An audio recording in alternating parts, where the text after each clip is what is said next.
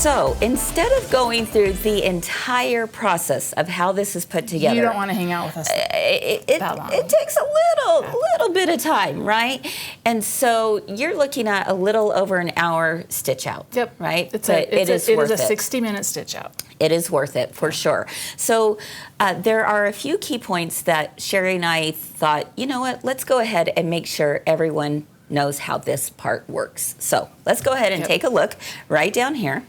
And we have, we're gonna pretend that this entire piece has been stitched out. All right, which it has been. Sherry has just finished that on the embroidery machine. But we want to point out to you, how are these prairie points attached and how are the ribbons attached, okay, at the top. So let's go ahead and take a look first at the prairie points. Now, these prairie points are cut as squares, and again, all the measurements, all the directions are found in the instructions found on our website. But in order to make the prairie points, you're going to start out with a square, fold it in half with wrong sides together, and fold it in half one more time so that you've created a triangle. And you're going to do this 3 times. And it's so fun because you get to choose your colors. It could be anything. It could be anything. Yep, no rules on that one. All right, so we're going from the perspective of the embroidery machine today. And so let's go ahead and Sherry, have you stitched out the placement line yet? We're gonna stitch out the placement line for the prairie points. For the prairie points, yeah. And you can see here that this is the placement line that's been stitched out just below the banner. What I want you to do is you're gonna start out with one side, and I want you to line it up right along that line. And we're gonna see if we can get a little more up close shot here so that you can see that the raw edge is actually fitting directly on top of that line, not over it. And they point up. And they do need to point up, exactly. You'll also notice that the end of the triangle is just a little bit over the edge, all right? So about 1/8 of an inch is all. Here's our side edge. This is going out about 1/8 of an inch. So I start there. I'll take my next piece that I want and I'm gonna put it on the opposite end. Again, raw edges lined up against the placement line. And then this little corner sticks out about 1/8 of an inch beyond. And then finally, we have our centerpiece, and that is gonna go directly in the center of those. You may have just a teeny tiny little overlap, and that's exactly what you want. So once that has been placed together, we're gonna take some tape. Now, Sherry, tell me how important tape is on this. This is very important on this step. Not that you would know or anything. Very, very important. And I go, like sometimes when I tape, I'll tape on either side. No, this one I go right where it's going to stitch because you don't want it to pick up one of those prairie points because then you get to spend some bonding time with your machine. Oh, how do you know this, Sherry? Kyle told me. Yeah. That was good. That was good. Okay.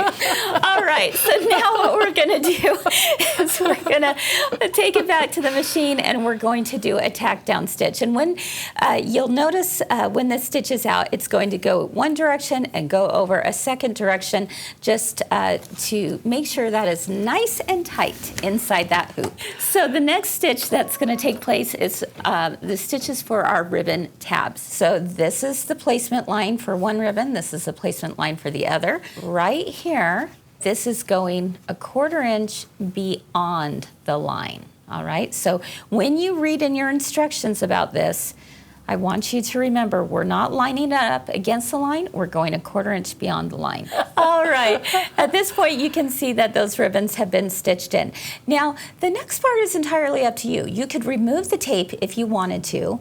I personally, I don't like to remove the tape until it's all said and done. I don't know about you. Is anyone else out there like me? I just go, no, I'm not removing the tape until I have to. Yeah. It's not gonna harm anything. So that's all there is to it, guys. Make sure that the ribbon tabs are, again, facing the center. You don't want to pull them out yet.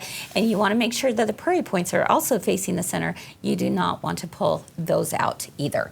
Okay, so the last step to do is you're going to take your 2 pieces of fabric that are fold it in half with wrong sides together. This is also another important step. Make sure you put some tape between the folds, because those folds are coming together at the center. And then I take a piece at each end. The final stitch out is going to be the tack down stitch, which is going to sew this all together, all right? And then we simply turn it right side out.